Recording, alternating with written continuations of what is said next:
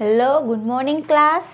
In last lecture we had discussed about composition of bacterial media. Right? In this lecture we are discussing about physical condition required for growth. બેક્ટેરિયાને grow થવા માટે આપણે જોયું હતું કે એને જે ન્યુટ્રિશન સોર્સ છે, ન્યુટ્રિયન્ટ્સ છે, એ બી રિક્વાયરમેન્ટ છે. જો ન્યુટ્રિયન્ટ પ્રેઝન્ટ હશે તો જ માઇક્રો ઓર્ગેનિઝમ છે એ ગ્રો થઈ શકશે. ન્યુટ્રિયન્ટની સાથે બેક્ટેરિયાને ગ્રો થવા માટે એની ફિઝિકલ કન્ડિશન હોવી જરૂરી છે. જો એને એપ્રોપ્રિએટ ફિઝિકલ કન્ડિશન નહીં મળે તો bacteria can not grow on media. So the bacteria require physical condition for the growth. Physical કન્ડિશનની અંદર મેઇન 4 ટાઈપની ફિઝિકલ કન્ડિશન છે જે બેક્ટેરિયાને ગ્રો થવા માટે નેસેસરી છે. ફર્સ્ટ વન છે temperature, pH, osmotic condition and pressure. તો આપણે આજે આ મેઇન એમાં 3 કન્ડિશન છે જે સિલેબસની અંદર છે એ ડિસ્કસ કરશી. તો જે ફિઝિકલ કન્ડિશન છે, ફિઝિકલ કન્ડિશનની પ્રેઝન્સમાં જો એને એપ્રોપ્રિએટ ફિઝિકલ કન્ડિશન નહીં મળે તો બેક્ટેરિયા ગ્રો થઈ શકશે ને. એ ફિઝિકલ કન્ડિશન ડિફરન્ટ હોઈ શકે, ટેમ્પરેચર હોઈ શકે, pH બી હોઈ શકે અથવા તો પ્રેશર બી હોઈ શકે. બટ જે બી કાંઈ ફિઝિકલ કન્ડિશન એને પ્રોવાઈડ પાડવામાં આવે છે એપ્રોપ્રિએટ હોવી જોઈએ કે જ્યાં બેક્ટેરિયા છે એ ગ્રો થઈ શકે. જો એ કન્ડિશનમાં ચેન્જીસ હશે, ફોર એક્ઝામ્પલ લઈએ આપણે ટેમ્પરેચર. જો બેક્ટેરિયાને ગ્રો થવા માટે જેટલા ટેમ્પરેચરની જરૂર છે એ ટેમ્પરેચર એને પ્રોવાઈડ આપવામાં નથી આવતું તો બેક્ટેરિયા છે એ ગ્રો થઈ શકશે નહીં. એટલે બેક્ટેરિયાને ગ્રો થવા માટે ન્યુટ્રિયન્ટની સાથે સાથે એને ફિઝિકલ કન્ડિશનની પણ જરૂરી છે. એકલા ન્યુટ્રિયન્ટ્સની સાથે બેક્ટેરિયા ગ્રો થઈ શકશે નહીં ને એકલા ફિઝિકલ કન્ડિશન આપણે એને આપશી જે બી એની રિક્વાયરમેન્ટ છે તો ફિઝિકલ કન્ડિશનના બેઝિસ ઉપર બી બેક્ટેરિયા ગ્રો થઈ શકશે ને. એટલે બેક્ટેરિયાને ગ્રો થવા માટે જે બી કાંઈ એની ન્યુટ્રિયન્ટ રિક્વાયરમેન્ટ છે ન્યુટ્રિયન્ટ બી આપવા પડશે, સાથે સાથે જે કાંઈ ફિઝિકલ રિક્વાયરમેન્ટ છે ફિઝિકલ કન્ડિશનની એ કન્ડિશન બી આપણે એને પ્રોવાઈડ પાડવી પડશે. So let's start with physical condition required four growth. First one temperature.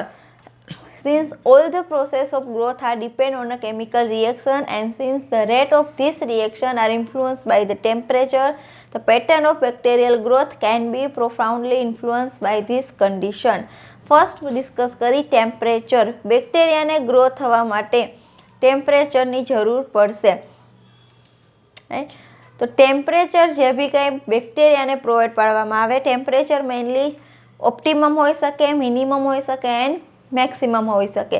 તો જે બી કંઈ ટેમ્પરેચર બેક્ટેરિયાને પ્રોવાઈડ પાડવામાં આવે છે એ ટેમ્પરેચર જો બેક્ટેરિયાને ગ્રો થવા માટે એપ્રોપ્રિએટ હશે તો બેક્ટેરિયા ગ્રો થશે, અધરવાઇઝ બેક્ટેરિયા ગ્રો થશે નહીં. તો બેક્ટેરિયા ટેમ્પરેચરની રિક્વાયરમેન્ટ શું છે તો કે બેક્ટેરિયાના ગ્રોથ માટે જે બી કાંઈ બાયોકેમિકલ રિએક્શન થાય છે બેક્ટેરિયાની બોડીની અંદર એ બાયોકેમિકલ રિએક્શન છે એ ડિપેન્ડ કરે છે ટેમ્પરેચર ઉપર. જો ટેમ્પરેચર એપ્રોપ્રિએટ હશે તો એ બાયોકેમિકલ રિએક્શન છે એ બેક્ટેરિયાની અંદર થશે. જો ટેમ્પરેચરમાં ચેન્જીસ આવી જશે તો બાયોકેમિકલ રિએક્શન છે એ પરફોર્મ થશે નહીં. The pattern of bacterial growth can be profoundly influenced by this condition. તો બેક્ટેરિયાને ગ્રો થવા માટેની જે બી કંઈ પેટર્ન છે કે કેટલા ટેમ્પરેચરે બેક્ટેરિયા ગ્રો થશે અને બાયોકેમિકલ રિએક્શન ઉપર ડિપેન્ડ કરે છે. કોઈ બી મેટાબોલાઇટ સિન્થેસિસ કરવા માટે બેક્ટેરિયાને જે બી કંઈ ટેમ્પરેચર જરૂરી છે એ ટેમ્પરેચર ગ્રો એને એટલા ટેમ્પરેચરે ઇન્ક્યુબેટ કરવામાં આવશે તો બેક્ટેરિયા ગ્રો થશે, એની બાયોકેમિકલ રિએક્શન છે એ પરફોર્મ થશે. જો એને પ્રોપર ટેમ્પરેચર પ્રોવાઈડ નથી થતું તો બેક્ટેરિયા છે એ ગ્રો થઈ શકશે નહીં. Optimum growth temperature may not necessary to be optimum for other cellular activity. જે બેક્ટેરિયાનું ઓપ્ટિમમ ગ્રોથ ટેમ્પરેચર છે, what is optimum growth temperature? Optimum growth temperature એટલે એવું ટેમ્પરેચર જ્યાં બેક્ટેરિયાનો ગ્રોથ રેટ વધારે હોય પ્લસ એનો ઇન્ક્યુબેશન ટાઈમ ઓછો હોય. ઓછા ઇન્ક્યુબેશન ટાઈમમાં આપણે ગ્રોથ રેટ વધારે મળતો હોય એવા ટેમ્પરેચરને ઓપ્ટિમમ ટેમ્પરેચર કહેશે, જ્યાં મેક્સિમમ ગ્રોથ રેટ આપણે જોવા મળતો હોય. જે મિનિમમ ટેમ્પરેચર છે, મિનિમમ ટેમ્પરેચર એટલે ઓપ્ટિમમ ટેમ્પરેચર કરતાં ઓછું ટેમ્પરેચર હશે કે જ્યાં બેક્ટેરિયાનો પ્રોપર ગ્રોથ નહીં થાય, એને કહેવાય minimum temperature. And maximum temperature એટલે એવું ટેમ્પરેચર કે જ્યાં ઓપ્ટિમમ ટેમ્પરેચર કરતાં વધારે ટેમ્પરેચર છે. ઓપ્ટિમમ ટેમ્પરેચર અને મેક્સિમમ ટેમ્પરેચરમાં એટલો ડિફરન્સ નહીં હોય, but the minimum temperature and optimum temperature have a huge difference. So optimum temperature અને મેક્સિમમ ટેમ્પરેચરે બેક્ટેરિયાના ગ્રોથ રેટમાં એટલો ડિફરન્સ નહીં હોય, બટ ઓપ્ટિમમ ટેમ્પરેચરે બેક્ટેરિયાનો ગ્રોથ રેટ વધારે હશે as compare to the maximum temperature. But minimum ટેમ્પરેચરે બેક્ટેરિયાનો ગ્રોથ રેટ સાવ ઓછો હશે, લેસ એમાઉન્ટમાં જ હશે. તો બેક્ટેરિયાનું જે ઓપ્ટિમમ ગ્રોથ ટેમ્પરેચર છે એ growth temperature necessary B optimum for other cellular activity. Growth temperature છે એવું જરૂરી નથી કે એ જ ટેમ્પરેચરે બેક્ટેરિયાની બીજી સેલ્યુલર એક્ટિવિટી છે એ જ ટેમ્પરેચરે પરફોર્મ થાય. એને સેલ્યુલર એક્ટિવિટી માટે મે બી બીજું ટેમ્પરેચર બી રિક્વાયરમેન્ટ હોય. For example, Lactobacillus do not require phenylalanine for growth at 25°C. હવે જ્યારે લેક્ટોબેસિલસને આપણે 25°C ગ્રો કરી છે, at that temperature Lactobacillus do not require phenylalanine. Phenylalanine is amino acid.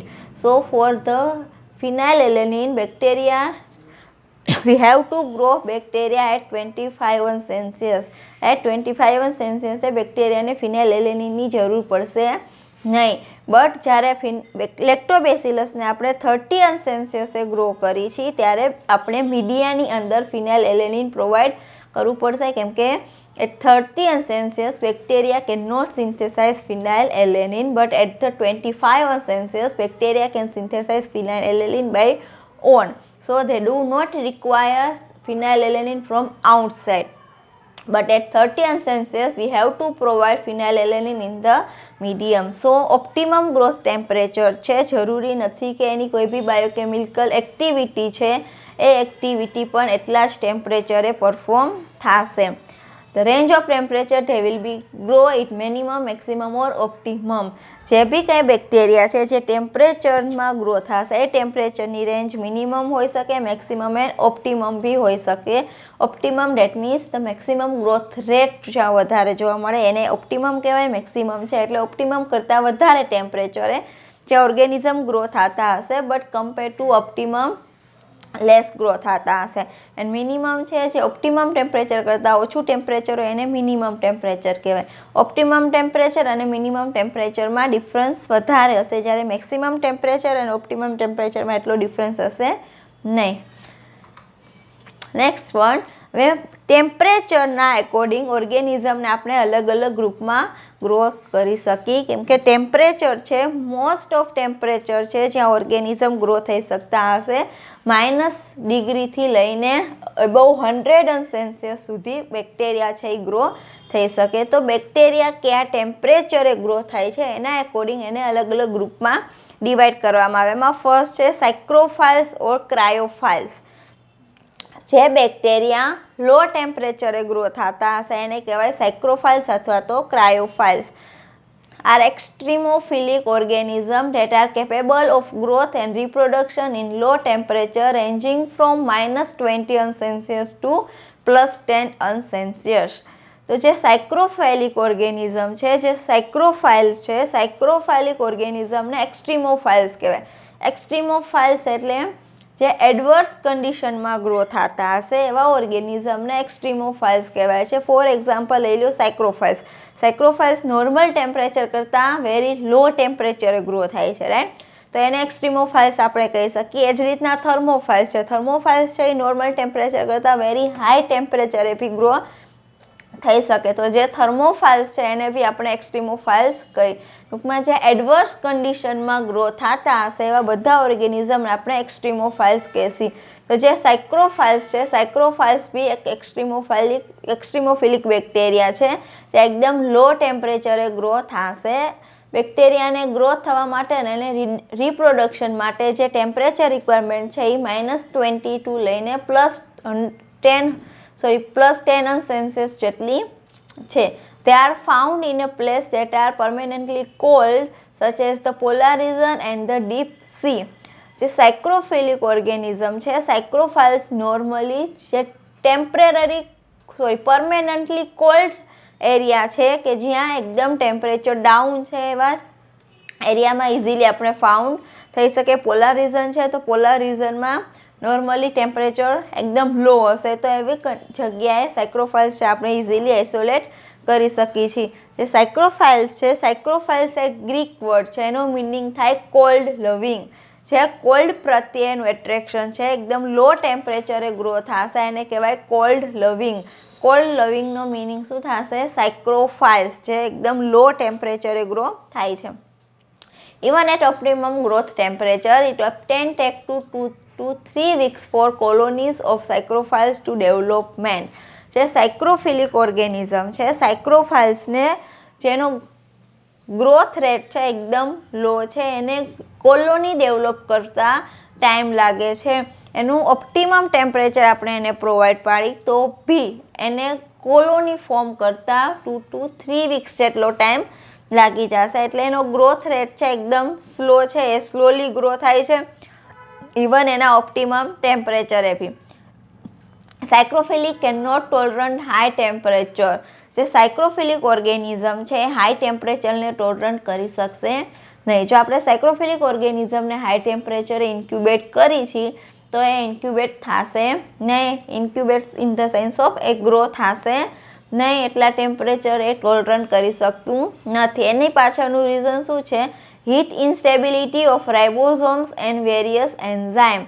જે સાયક્રોફિલિક ઓર્ગેનિઝમ છે, સાયક્રોફિલિક ઓર્ગેનિઝમના જે રાઇબોઝોમ અને એની અંદર જે એન્ઝાઇમ પ્રેઝન્ટ છે, એન્ઝાઇમ હાઈ ટેમ્પરેચરે ઇન્સ્ટેબલ થઈ જાય છે, સ્ટેબલ રહેતા નથી. અને એ જ રીઝનથી જે સાયક્રોફિલિક ઓર્ગેનિઝમ છે એ હાઈ ટેમ્પરેચરને ટોલરન્ટ કરી શકતા નથી, કેમ કે એના જે રાઇબોઝોમ અને એન્ઝાઇમ છે એ સ્ટેબલ રહેતા નથી at high temperature. Increase leakage of cell component, impaired transport of nutrient above maximum temperature. જે સાયક્રોફાઇલ્સ ઓર્ગેનિઝમ છે એના મેક્સિમમ ટેમ્પરેચર કરતાં વધારે ટેમ્પરેચર એને પ્રોવાઈડ પાડવામાં આવે છે તો એના જે સેલ કમ્પોનન્ટ છે એનું લીકેજ થઈ જાય છે. એનું જે સાયટોપ્લાઝમમાં જે બી કમ્પોનન્ટ છે એ બધા બહાર આવી જશે. પ્લસ જે ન્યુટ્રિયન્ટનું ટ્રાન્સપોર્ટેશન છે એમાં ઇનબેલેન્સ થઈ જશે, ન્યુટ્રિયન્ટ પ્રોપર વેમાં ટ્રાન્સપોર્ટ થશે નહીં. જ્યારે સાયક્રોફાઇલ્સને આપણે એના મેક્સિમમ ટેમ્પરેચર કરતાં હાઈ ટેમ્પરેચરે ઇન્ક્યુબેટ કરી છીએ. તો જે સાયક્રોફાઇલ્સ છે એને આપણે ગ્રો કરવા હશે તો એકદમ લો ટેમ્પરેચરે ગ્રો કરી શકશું. હાઈ ટેમ્પરેચરે સાયક્રોફાઇલ્સ છે એ ગ્રો થશે નહીં. Mesophiles is the organism that growth best in the moderate temperature, neither too hot nor too cold. જે મેઝોફિલિક ઓર્ગેનિઝમ છે, મેઝોફાઇલિક ઓર્ગેનિઝમ એટલે એવા ઓર્ગેનિઝમ જે નોર્મલ ટેમ્પરેચરે ગ્રો થતા હશે, જેની ઓપ્ટિમમ ગ્રોથ રેન્જ હશે 20 to 45 સેલ્સિયસ. એટલે નોર્મલ જે ટેમ્પરેચર છે એ ટેમ્પરેચરે જે બી ઓર્ગેનિઝમ ગ્રો થશે એને કહેવાય મેઝોફાઇલ્સ. રાઈટ, એને ગ્રો થવા માટે એકદમ લો ટેમ્પરેચર કે એકદમ હાઈ ટેમ્પરેચરની જરૂર પડશે ને નોર્મલ ટેમ્પરેચરે બી ગ્રો થઈ જશે. એનું એક્ઝામ્પલ છે some notable mesophilic files include Staphylococcus aureus and E coli. Right, જે મેઝોફિલિક ઓર્ગેનિઝમ છે સ્ટેફાઇલોકોકસ ઓરિયસ અને ઇકોલાઈ છે જે નોર્મલ ટેમ્પરેચરે નિયર 45 સેલ્સિયસે ગ્રો થઈ જશે. એને હાઈ ટેમ્પરેચર કે લો ટેમ્પરેચરની જરૂર પડતી નથી. નોર્મલી જે બી હ્યુમન અથવા તો એનિમલ્સની અંદર ઇન્ફેક્ટ કરે છે બધા ઓર્ગેનિઝમ મેઝોફાઇલ્સ છે જે નોર્મલ ટેમ્પરેચરે ગ્રો થઈ શકે છે. હ્યુમન બોડીનું ટેમ્પરેચર અને જે અમુક એનિમલ છે એની બોડીનું ટેમ્પરેચર નોર્મલ છે તો એ ટેમ્પરેચરે ઇઝીલી મેઝોફાઇલ્સ છે એ ગ્રો થઈ શકે છે. તો વધારે પ્રમાણમાં હ્યુમન અને એનિમલની અંદર બેક્ટેરિયા ઇન્ફેક્ટ કરે છે એ બધા મેઝોફાઇલ્સ ગ્રુપના છે. નેક્સ્ટ છે થર્મોફાઇલ્સ. Grow best at temperature above 45 Celsius. This microorganism can grow at temperature of 55 Celsius or higher. હવે જે થર્મોફાઇલ્સ છે, થર્મોફાઇલ્સ ઓર્ગેનિઝમ એટલે એવા ઓર્ગેનિઝમ જે નોર્મલી હાઈ ટેમ્પરેચરે ગ્રો થતા હશે, જે નોર્મલ ટેમ્પરેચર છે એના કરતાં વધારે 45 સેલ્સિયસ અથવા તો 55 સેલ્સિયસ અથવા તો એના કરતાં વધારે ટેમ્પરેચરે જે ઓર્ગેનિઝમ ગ્રો થાય એને કહેવાય થર્મોફાઇલ્સ. Their growth minimum is usually around 45 Celsius and they often have an optimum between 55 Celsius and 60 Celsius. જે થર્મોફાઇલ્સ છે એનું મિનિમમ ટેમ્પરેચર 45 અંશ સેલ્સિયસ છે, બટ એનું ઓપ્ટિમમ ટેમ્પરેચર 55 ટુ લઈને 60 અંશ સેલ્સિયસ સુધીનું હોઈ શકે છે. ઇવન જે અમુક થર્મોફાઇલ્સ છે જે 60 અંશ સેલ્સિયસ કરતાં બી વધારે ટેમ્પરેચરમાં ગ્રો થઈ શકે છે. Majority of thermophiles are prokaryote, although the few photosynthetic protista and fungi are thermophiles. જે થર્મોફિલિક ઓર્ગેનિઝમ છે એમાં મોટા ભાગે પ્રોકેરિયોટ્સ છે. પ્રોકેરિયોટ વધારે પ્રમાણમાં થર્મોફાઇલ્સ છે, બટ અમુક ફોટોસિન્થેટિક પ્રોટિસ્ટા છે, પ્રોટિસ્ટા એન્ડ ધ ફંજાઈ જે થર્મોફાઇલ્સ છે જે હાઈ ટેમ્પરેચરે ગ્રો થઈ શકે છે. This organism flourishes in many habitats including compost, heating, stack, hot waterland and hot spring.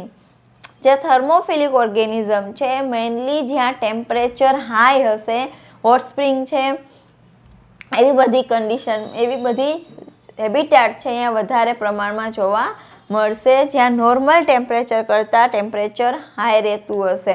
એવી બધી જગ્યાએ થર્મોફાઇલ્સ છે આપણે જોવા મળશે. સમ થર્મોફાઇલ્સ આર ફેકલ્ટેટિવ થર્મોફાઇલ્સ એન્ડ સમ આર ઓબ્લિગેટ થર્મોફાઇલ્સ.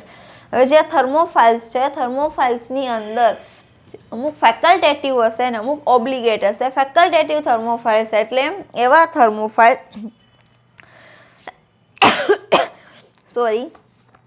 ફેકલ્ટેટિવ થર્મોફાઇલ્સ એટલે એવા થર્મોફાઇલ્સ છે કે જેના ટેમ્પરેચરમાં થોડો ઘણો ચેન્જીસ આવશે, રાઈટ, એબાઉટ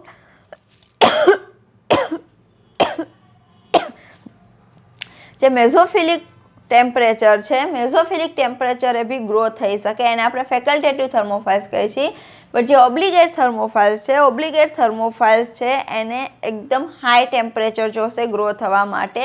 એ મેઝોફિલિક ઓર્ગેનિઝમ જે ટેમ્પરેચરે ગ્રો થશે એ ટેમ્પરેચરે ગ્રો થઈ શકશે નહીં. Extreme thermophiles or hyperthermophiles. These are prokaryotes that have a growth optimum between 80 અંશ સેલ્સિયસ and 113 અંશ સેલ્સિયસ. જે એક્સ્ટ્રીમ થર્મોફાઇલ્સ છે અથવા તો હાઇપરથર્મોફાઇલ્સ એટલે એવા ઓર્ગેનિઝમ જે એકદમ હાઈ ટેમ્પરેચરે ગ્રો થતા હશે, એ બહુ 100 અંશ સેલ્સિયસ સુધી બી એ ઓર્ગેનિઝમ ગ્રો થઈ શકે. એને એક્સ્ટ્રીમ થર્મોફાઇલ્સ અથવા તો હાઇપરથર્મોફાઇલ્સ આપણે કહી શકીએ. Why thermophiles can not grow at higher temperature, right. હવે અમુક can grow at higher temperature કે થર્મોફાઇલિક ઓર્ગેનિઝમ છે, થર્મોફાઇલ્સ હાઈ ટેમ્પરેચરે શા માટે ગ્રો થઈ શકે?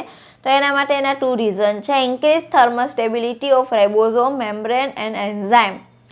જેમ થર્મોફિલિક ઓર્ગેનિઝમ છે એના રાઇબોઝોમ છે, એના મેમ્બ્રેન છે, એન્ઝાઇમ છે, એ બધા હાઈ ટેમ્પરેચરે સ્ટેબલ રહી શકે છે.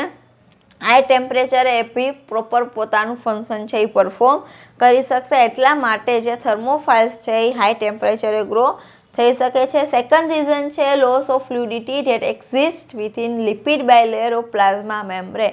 આપણે ખબર છે કે જે પ્લાઝમા મેમ્બ્રેન છે એ લિપિડ બાયલેયરનું હશે, તો એ લિપિડ બાયલેયરની અંદર ફ્લુડિટી હશે. એ ફ્લુડિટી જે થર્મોફિલિક ઓર્ગેનિઝમ છે એની અંદર ઓછી હશે, એ પોતાની ફ્લુડિટી લોસ કરી દેશે.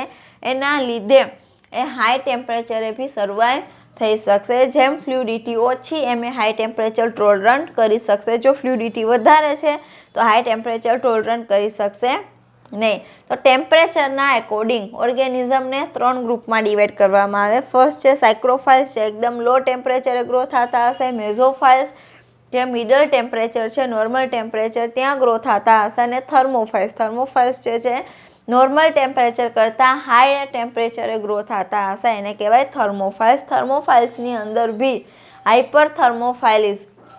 હાઇપરથર્મોફાઇલ્સ એટલે એવા ઓર્ગેનિઝમ જે એકદમ હાઈ ટેમ્પરેચરે ગ્રો થતા હશે, એને કહેવાય હાઇપરથર્મોફાઇલ્સ. સેકન્ડ છે પીએચ, જે એક પ્રકારની ફિઝિકલ કન્ડિશન છે જે બેક્ટેરિયાને ગ્રો થવા માટે જરૂરી છે. તો pH is measure of hydrogen ion activity of solution and it defines negative logarithm of hydrogen ion concentration. જે pH છે એ નોર્મલી શું મેઝર કરશે? તો કોઈ બી સોલ્યુશનની અંદર હાઇડ્રોજન આયનનું કોન્સન્ટ્રેશન કેટલું છે એ મેઝર કરવા માટે આપણે pH યુઝ કરીએ છીએ. pHના એકોર્ડિંગ હાઇડ્રોજન આયનનું કોન્સન્ટ્રેશન છે આપણે ખબર પડે તો પીએચની ડેફિનેશન શું થશે? Negative logarithm of hydrogen ion concentration. હવે જે માઇક્રો ઓર્ગેનિઝમ લો પીએચએ ગ્રો થાય છે 0 to 6 સુધીને, એને કહેવાય એસિડિક પીએચ, રાઈટ. અને 7 છે એ ન્યુટ્રલ પીએચ છે, 7 to 14 છે એ છે આલ્કલાઇન પીએચ. તો જે ઓર્ગેનિઝમ એકદમ લો પીએચએ ગ્રો થતા હશે આપણે એને એસિડોફાઇલ્સ કહેશી. અને જે એબોવ 7 પીએચએ ગ્રો થાય છે 6 અરાઉન્ડ 7 to 8 સુધીના, એ ઓર્ગેનિઝમને આપણે કહેશું ન્યુટ્રોફાઇલ્સ. અને જે ઓર્ગેનિઝમ એબોવ 7 પીએચએ ગ્રો થશે એ બધા થશે આલ્કેનોફાઇલ્સ. The microorganism grow very widely from pH 0 to 2.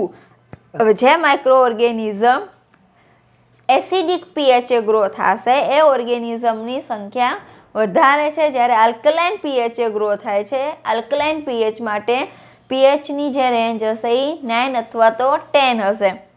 તો આલ્કલાઇન પીએચએ બી અમુક ઓર્ગેનિઝમ છે એ ગ્રો થશે.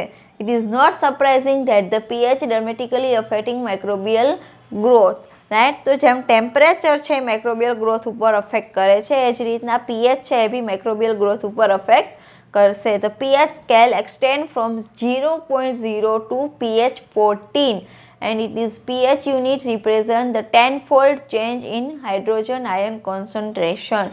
જે પીએચ સ્કેલ છે એ 0.02 લઈને pH 14 સુધીના છે, અને એક પીએચ યુનિટ છે એની અંદર 10fold hydrogen ion concentration present હશે. ફોર એક્ઝામ્પલ આપણે pH 1 લઈ તો 1.1, 1.2, 1.3 અપ ટુ 1.10 સુધી હશે, પછી pH 2 થઈ જશે, રાઈટ. તો પીએચનો એક યુનિટ છે એ 10fold ચેન્જીસ બતાવે છે hydrogen આયનના કોન્સન્ટ્રેશનના. Based on pH growth range and the pH growth optimum, we have the following group of organism. પીએચની રેન્જના આધારે આપણે ઓર્ગેનિઝમને 3 ગ્રુપમાં ડિવાઈડ કરી શકીએ. ફર્સ્ટ વન છે એસિડોફાઇલ્સ. They have their growth optimum between pH 0 to 5.5. જે એસિડોફાઇલ્સ છે, એસિડોફાઇલ્સ એટલે એવા ઓર્ગેનિઝમ જે એસિડિક પીએચએ ગ્રો થતા હશે. ફાઇલ્સનો મિનિંગ શું થશે? એના પ્રત્યે એટ્રેક્શન, એના પ્રત્યે લવ હશે. તો એસિડોફાઇલ્સ મીટ એસિડિક કન્ડિશનમાં ગ્રો થતા હશે, એને કહેવાય એસિડોફાઇલ્સ. તો એસિડિક કન્ડિશન નોર્મલી કઈ હશે? 0 to 5.5. આ પીએચની વચ્ચે જે ઓર્ગેનિઝમ ગ્રો થશે એને કહેશું એસિડોફાઇલ્સ. એના એક્ઝામ્પલ છે થાયોબેસિલસ થાયોઓક્સિડન્સ, જે છે એસિડોફાઇલ્સ તરીકે ગ્રો થશે, અને એની પીએચ ઓપ્ટિમમ પીએચ છે 2 to 3.5. આ પીએચએ જે થાયોબેસિલસ છે એ મેક્સિમમ ગ્રોથ રેટ હશે. સેકન્ડ છે ન્યુટ્રોફાઇલ્સ. ન્યુટ્રોફાઇલ્સ એટલે એવા ઓર્ગેનિઝમ જે ન્યુટ્રલ પીએચ છે ત્યાં ગ્રો થતા હશે. તો growth optimum between 5.5 to 8 pH, right. જો જે ન્યુટ્રલ પીએચ છે અરાઉન્ડ 7ની આજુબાજુની જે પીએચ છે એ પીએચએ જે બી ઓર્ગેનિઝમ ગ્રો થાય એને કહેવાય ન્યુટ્રોફાઇલ્સ. એનું એક્ઝામ્પલ છે ઇકોલાઇન. સેકન્ડ છે alkalophiles. Growth optimum between 8 and 11.5. આ બે પીએચની વચ્ચે જે ઓર્ગેનિઝમ ગ્રો થતા હશે એને કહેવાય આલ્કેલોફાઇલ્સ, કે જે આલ્કલાઇન પીએચની અંદર ગ્રો થાય છે. ન્યુટ્રોફાઇલ્સ અથવા તો એસિડોફાઇલ્સ છે એ આલ્કેલોફાઇલ્સમાં ગ્રો થઈ શકશે નહીં. એ જ રીતના ન્યુટ્રોફાઇલ્સ છે એસિડિક પીએચમાં નહીં ગ્રો થઈ શકે અને આલ્કલાઇન પીએચમાં બી ગ્રો નહીં થઈ શકે. જે બી એની એપ્રોપ્રિએટ પીએચ છે એને ગ્રો થવા માટે એ જ પીએચ આપણે ઓર્ગેનિઝમને પ્રોવાઈડ કરવી પડશે, અધરવાઇઝ ઓર્ગેનિઝમ છે એ ગ્રોથ થઈ શકશે નહીં. Next one is barophiles. Barophiles organism that spend their lives on land or the surface of water are always subjected to the pressure of 1 atmosphere. જે ઓર્ગેનિઝમ છે એ land ઉપર રહે છે અથવા તો વોટરની સરફેસ ઉપર રહે છે, એનું જે એટમોસ્ફિયરિક પ્રેશર છે એ ઓલવેઝ 1 એટમોસ્ફિયરિક પ્રેશર હશે. Other microorganisms including many bacteria and archaea, but some bacteria and archaea that live in deep sea, they have the atmospheric pressure, or we can say they have hydrostatic pressure around 600 to 1100 atmosphere, right. So the bacteria that can tolerate such a high pressure is called barophiles.